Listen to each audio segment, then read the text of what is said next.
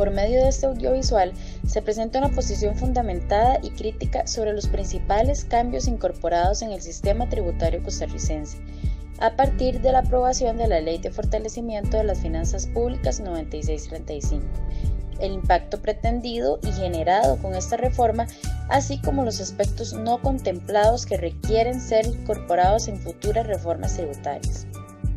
Costa Rica en los últimos años ha contado con los más altos índices de déficit fiscal.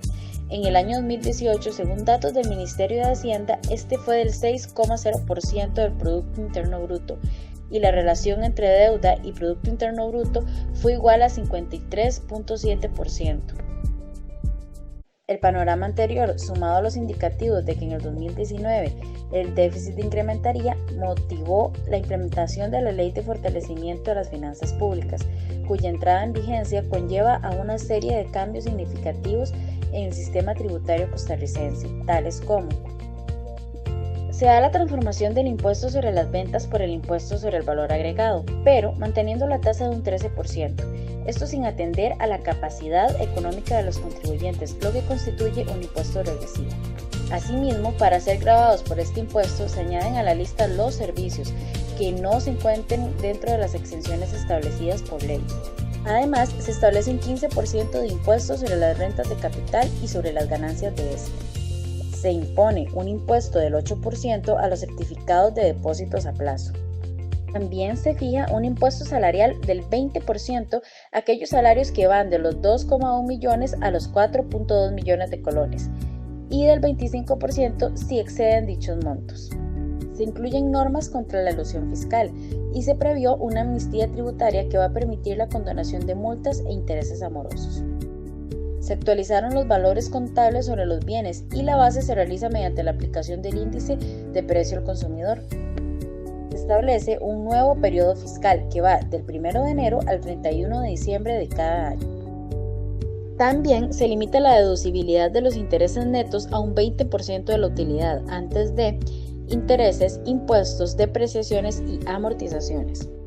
Ciertos contribuyentes van a funcionar como agentes retenedores del IVA, los cuales deberán hacer los respectivos reportes a la Administración Tributaria en el plazo de un mes. Por otra parte, el impacto pretendido con esta reforma es lograr el aumento en los ingresos estatales, la eficiencia del gasto público, así como la disminución del déficit fiscal. Esto para estabilizar el endeudamiento público y detener la hemorragia financiera que generan los pagos de intereses con el cargo al presupuesto nacional. Se pretende lograr sin atentar contra el crecimiento económico en un corto plazo, hablamos de 2 o 3 años. Ahora, es muy pronto para poder hacer apreciaciones sobre la eficacia de la reforma fiscal en relación a lo antes dicho. No obstante, es claro que a nivel social existen amplios sectores que rechazan e incluso ya la catalogan como negativa. Se ha alegado, por ejemplo, que existe con el IVA una mayor carga a la clase pobre y media, mientras que el tema de reformar el impuesto de renta no se ha implementado adecuadamente. A pesar de la promoción mediática que se ha dado en torno a los posibles beneficios de la reforma, hay mucho descontento por parte de la población con esta, lo cual ha provocado una serie de movilizaciones para manifestar la intranquilidad. Lo que se espera es que mediante la Ley 9635 el déficit fiscal se reduzca entre un 1.5 y un 1.9%. Sin embargo, el licenciado José Fernando Cordero Pérez opina que ello no será posible.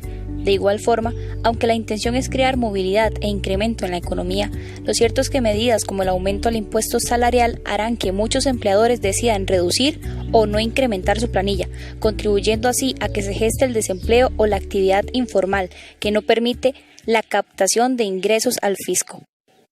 Hablemos de la forma en que está fijada la renta.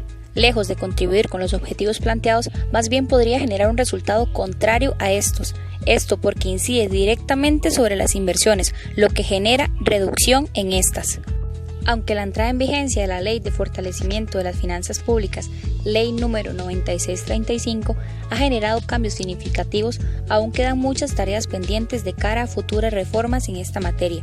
no está de más decir que se dejaron por fuera aspectos fundamentales para una adecuada reactivación de la economía estatal costarricense, tales como la imposición de impuestos a las cooperativas, cuestión que es posible, dado que al igual que las sociedades, estas tienen utilidades.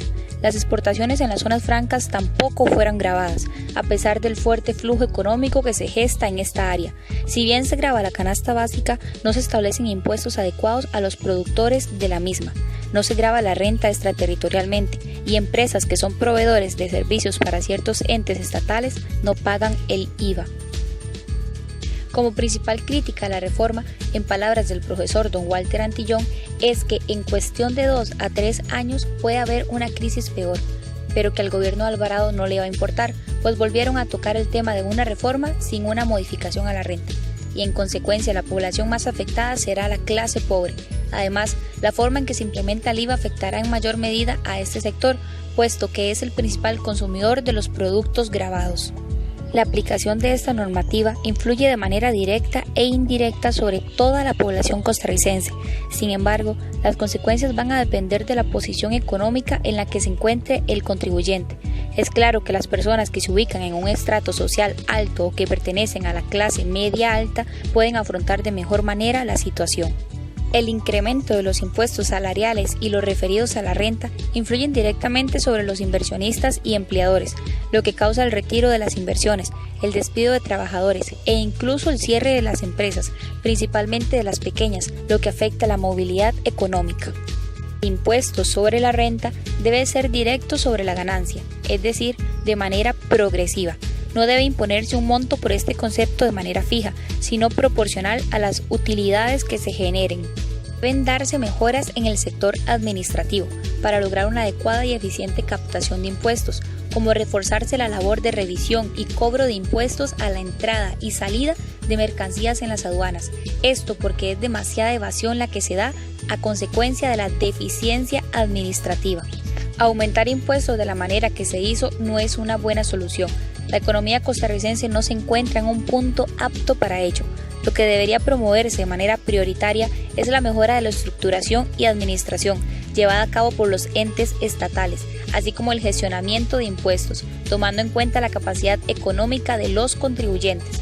Además, deberían fijarse impuestos, aunque mínimos, a las grandes cooperativas y gravarse la actividad exportadora de las zonas francas. Si bien es cierto que uno de los objetivos centrales de esta nueva ley es lograr la reducción del déficit fiscal, sin embargo, ello no se queda ahí, ya que esto solo es un medio enfocado en mejorar la rentabilidad del Estado para acceder a préstamos, los cuales son necesarios para financiar nuevos proyectos.